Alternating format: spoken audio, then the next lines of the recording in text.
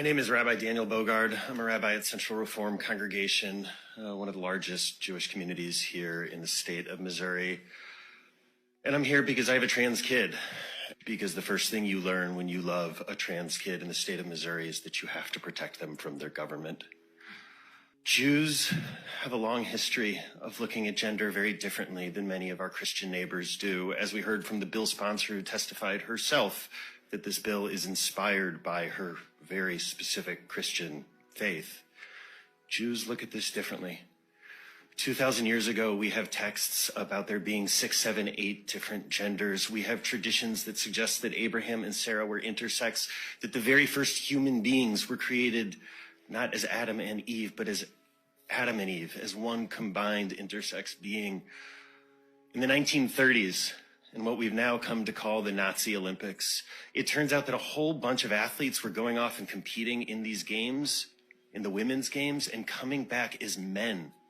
There was an uproar in the American press, but I don't know about you, I had never heard about this because we don't teach the history of queer people.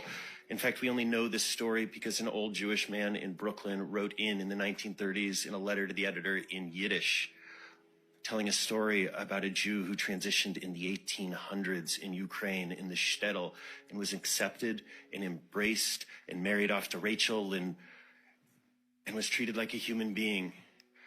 Please finish your thought. If we don't teach queer history, if we don't teach that there have always been trans people, then every time in every generation it seems new and scary, and we are setting our kids up for narrow, bigoted, tiny lives and not giving them the education that every Missouri child deserves. Thank you. Any question for this witness? Seeing none, thank you for your testimony. There's 6 sexes, genders in the Talmud with many mentions. Let's get into what they are.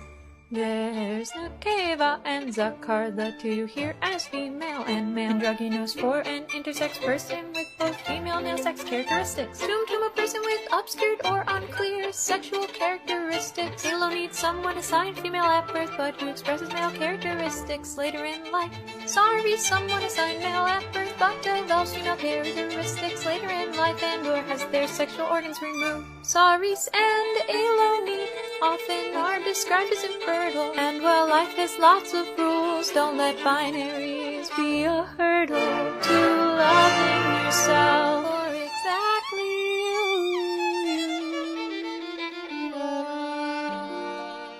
They seem reminiscent of Bacchanal over New York City's weekend. With 2 pride events, they danced naked in front of children, held signs that said "We recruit," carried inflatable sex organs, and actually chanted, "We're here, we're queer, we're coming for your children." Do you remember when the conservative right said that the LGBTQIA+ mob was coming for our children? And do you remember when the left responded, "It wasn't true, it was a conspiracy theory"? One thing remains clear: it's not about equality, it's not about tolerance, it's not about acceptance anymore. Now it's about participation. And we can participate in one of 2 ways. We leave our children into pseudoscience, into fetishism, into sexualization, or we take them out. And we remain fast to our morals and our choices as parents who know what's best for our children. Because when people tell you who they are and what they're doing, believe them.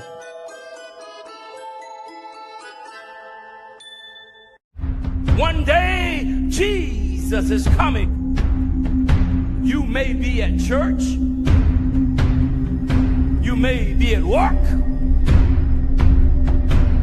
You may be asleep.